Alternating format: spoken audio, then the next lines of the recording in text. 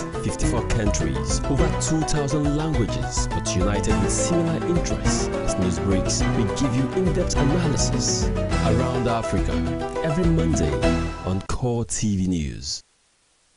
It's a beautiful day and, of course, a wonderful time to discuss our continent, Africa. My name is BROWNSON, your host, and it's around Africa. And, of course, this week we'll be looking at the top issue that broke in the early part of this week, where the Africa's Richest President list was released by a company in the United States of America. And, of course, one president that kicked against that list is the president of Nigeria, President Goodluck Jonathan. And, of course, just immediately after the list was released, I think the following day, his name was taken out of that list. And, of course, lots of people have been placing some kind of news surrounding the whole incident. But today, we'll be looking at the list proper. We'll look at the presidents, the richest presidents in Africa. I think there are top 8 remaining. And then we'll compare them to the economy of those countries, if it's really portray the president's status financially. Yinka Oyegbile is joining me. He's an African affairs analyst. And together, we'll be looking at some of the top issues. Yinka, good to have you on the program. Thank you very much. Good evening. And of course, very, very exciting one for us. I think when I saw the list and looking at the #1 richest president in Africa, Jose Eduardo dos Santos, his net worth is $20 billion. That's a whole lot. But before we look at that, what's your take on the list? Do you think it really portrays the portfolio of this president? Well, I must first of all say that I am not surprised that the list at the number of the presidents that are on the list. Right there on the streets, people have already been saying it, that the African president, many African presidents are richer than their countries. However, what I find interesting about it is how was the compilation arrived at. Now, I'm not a mathematician, and I don't know much about figures, but one thing that I know is this. If you are compiling such a list, when they are doing the top richest businessmen in the world, you know where their companies are, you know where they are invested, their money. So you can look at the companies, look at how much the company is worth and things like that to help you arrive at your conclusion. However, if you are looking at the richest presidents in Africa, with what criteria did they arrive at this? Is it the budget of the country? Is it their own personal worth? Because I know for sure that there is no president in Africa or anywhere in the world that would declare that he has interest in a particular company. So how did they arrive at that list? But that is not to say that the list is entirely wrong. That is just the basis of at which I want to start this analysis. All right, now quickly, are you saying it's not possible for some of these presidents to have proxy run some of their businesses? Yes, it's not even only presidents that run businesses by proxy. We have businessmen, we have drug barons and so on that run businesses by proxy. But you also have to convince us clearly well that those people who are running those businesses are their proxies. So that is on the basis on which I think we should look at it. Now, at this point, can we say it's totally wrong to say Africa's presidents are not really worth the figure we saw on paper? Honestly, I will even think that some of them are underestimated by my own calculation. Okay. One, if you say the president of Angola is owning about $20 billion, he owns about $20 billion, you will remember that his daughter is the richest African woman. How much is she worth? Now, what I believe is that the daughter, whatever it is that she is doing that makes her to be so rich, has to do with the fact that she is the daughter of the president. Simple and clear. There is nobody that would convince me anywhere that it is not because of her relationship with the president. But of course, as I am now, report says she has businesses scattered everywhere. Oh, sure. If she has businesses, is it not the name of her father that will open doors? Now, as we are now, if you see any Oyegbile anywhere, you will ask, how? Are you related to Mr. So-so? And so he says, yes. Whatever it is that you want to do, somehow, if our relationship have been very cordial, you will soften the grant for him or her. Is that not so? So if she goes anywhere, she's introduced as the daughter of the president of Angola, a country, one of the richest deposit of crude oil in the world, of course, they will open the door for business for her. So that is that. And coming back to how they arrived at it, I am not sure. I don't think any of the presidents that they have spoken about has a particular business that is identified with him.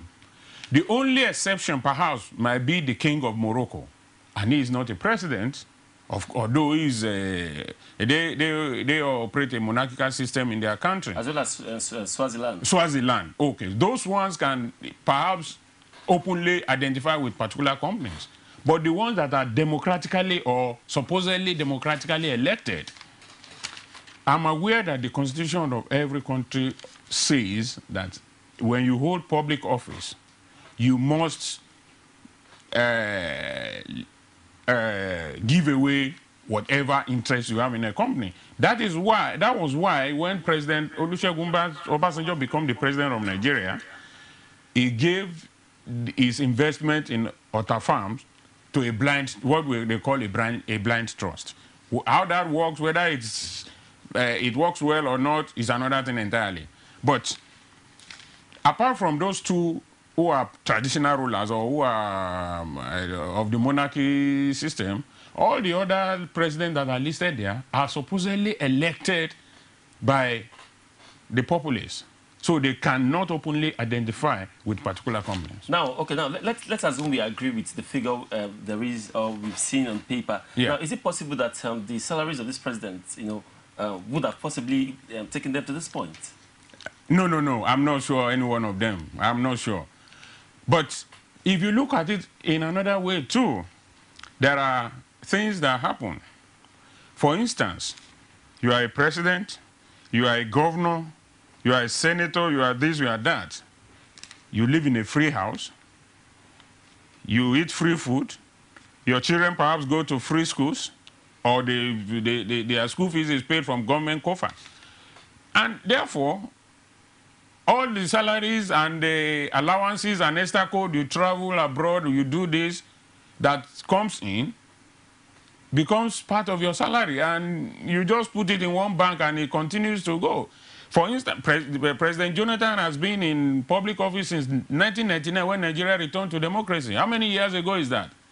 If we know his legitimate salary, if it is not up to 100 million, it will be something close to it or not too far from it. If you look at the legitimate salary, the allowances, the extra code, and so many things that are attached to public office. Africa is a free world.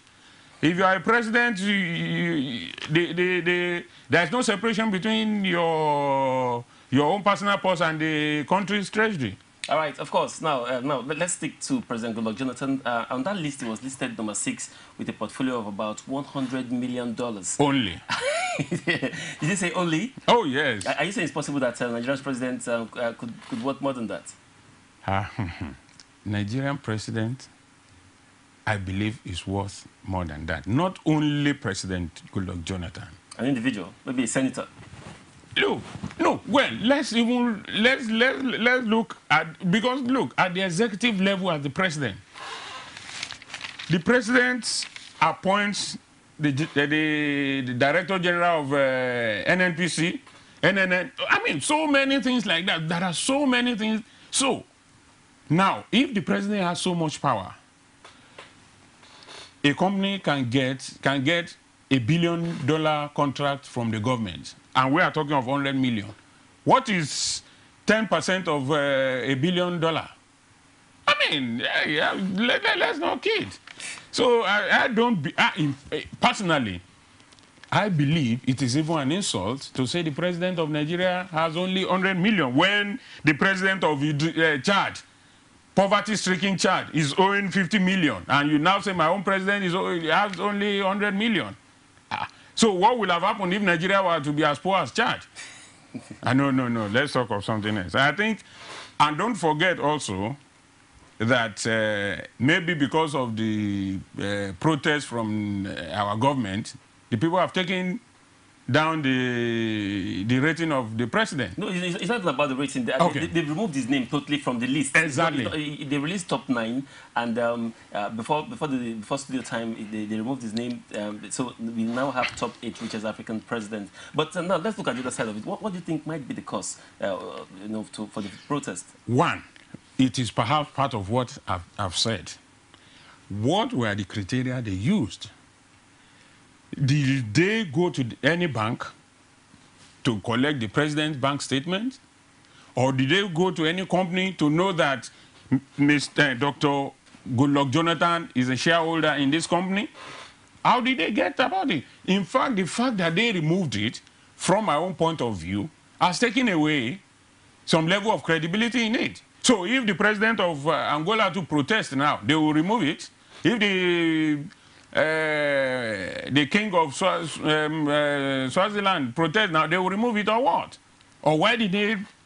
Because so far, it is only President Goodluck Jonathan that has punctured the claim of that has punctured their claim. So is it now that they are not sure of what they did on President Jonathan, or they are not sure on the other 8 or 9 presidents? Okay, at this point, let's go for a very quick break, and then when we come back from this break, we'll look at the top 8 richest Africa's president, and of course, compare what we have on paper to the economy of the nations. We'll be back after this time. I'll stay with us. One continent, 54 countries, over 2,000 languages, but united with similar interests. As news breaks, we give you in-depth analysis around Africa every Monday on Core TV News. A very big thanks for staying with us. My name is BROWNSON, UNWANA, and of course, I still have with me in the studio Yinka Oyegbile, and of course, we'll be looking at the list of the richest Africa's president, of course, released by the RICHESTlifestyle.com. It's an American rating company, and of course, the first on the list as the richest president in Africa is Jose Eduardo dos Santos. His net worth is $20 billion. And of course, he's the president of Angola. He has been the president of Angola since 1979. And of course, if you put 1 + 1 together, you should be able to know that, if you could, if you want to say accumulatively. And of course, economy facts about Angola. Angola economy expands by 10% every year to make it one of the most buoyant economy in the world. And of course, they are very rich in oil products. And of course, just in 2013, the economy grew by 5.1%. I think, would you want to also add that as a credit to the Angolan government? Yes, I think what is happening there is that they have perhaps learned from the mistakes of Nigeria. Because if you remember very clearly, in the 70s, Nigeria did a lot for Angola, just as Nigeria did for South Africa. The speech that brought the late General Murtala Mohammed to limelight was Africa Has Come of Age, when there was the independence struggle in Angola, MPLA and the FNLA, led by the late Agostinho Neto.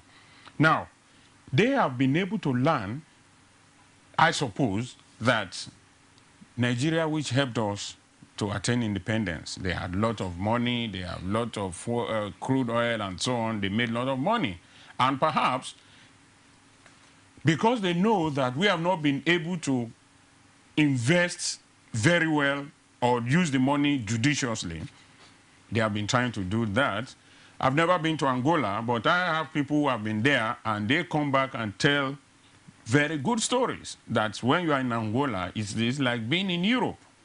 It is like being in anywhere in in North America. So I think the fact that the economy grew 5.1% something percent in 2012, or is it 2012 or 2013? 2013 shows that they have been able to learn a great lesson. But that is also not to say that's the reason why the president should be that rich. All right, of course. Second on the list is Mohammed VI of Morocco. His net worth is $2.5 billion. And of course, we know the history. He got into power after overthrowing, he got into power in 1999.